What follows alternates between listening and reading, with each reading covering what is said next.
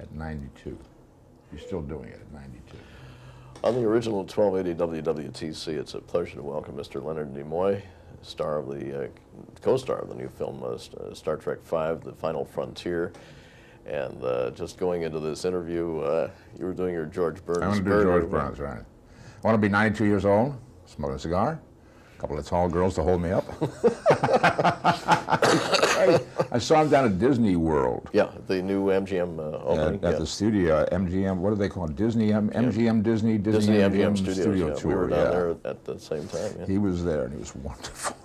Yeah, incredible man, incredible man. Yeah. But so are you. This not that old for a person. Well, no, not that old, but certainly incredible with your performances and what you do is so wonderful. You're so adroit at being so dry, but the humor certainly has come out not only in the Star Trek films, but of course you directed 3 Men and a Baby, and you've there's a lot of fun inside you, and it certainly comes out in the lines. What was your feeling when, I'm sure you've been asked this 10 trillion times and probably will be again, though, your feeling to turn the directorial chores toward with Bill Shatner? Oh, it's like getting out of harness. It's like, whew, you do that for a while. Whose turn is it next? I don't know. It's a good question. I don't know. I did it when I did it. Because I really was looking for a new challenge. And I don't know if you recall, but at the end of Star Trek II, Spock had died. And now they wanted to make another Star Trek movie. And they thought, well, gee, we'd like to have Mr. Spock back again. So they called me and they said, well, you know, I had said goodbye to the whole thing. I thought it's over, it's done. And I was wrong, of course, but when they called, I thought, well, what do I want to do here? I think we've done this. We've done the Spock character. Yeah, it'll be interesting to bring him back and see what it's like to start all over again, kind of fresh with this character.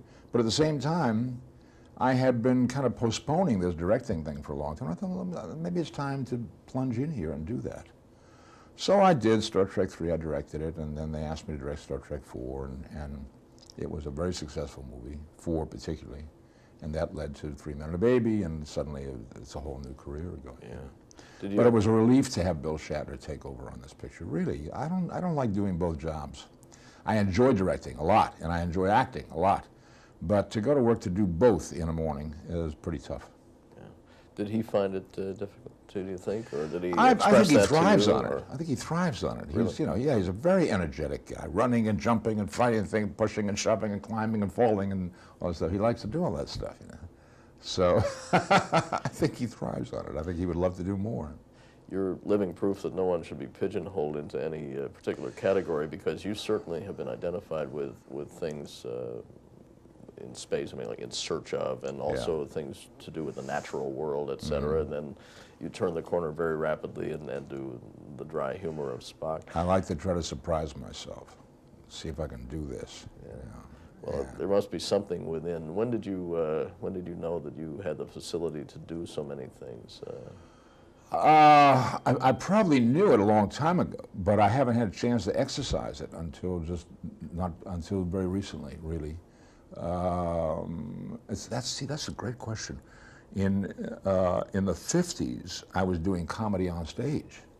In the 70s, after Star Trek and Mission Impossible, and I was touring around, doing a lot of shows around the country, plays, musicals, what have you, I was doing a lot of comedy. And I discovered that I could do it. I learned a lot about doing it. And I just not only discovered that I could do it, I discovered that I liked to do it. I like getting laughs. I like entertaining and being funny. But I never got a chance to do it in TV or movies until really Star Trek IV, I think, was the first time that we made a conscious decision and said, let's lighten up here. We've been dealing with death and destruction and dying and all this funerals and stuff, you know. Time to lighten up and have a good time. Yeah.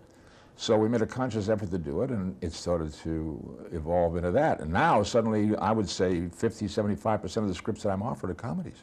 That's great.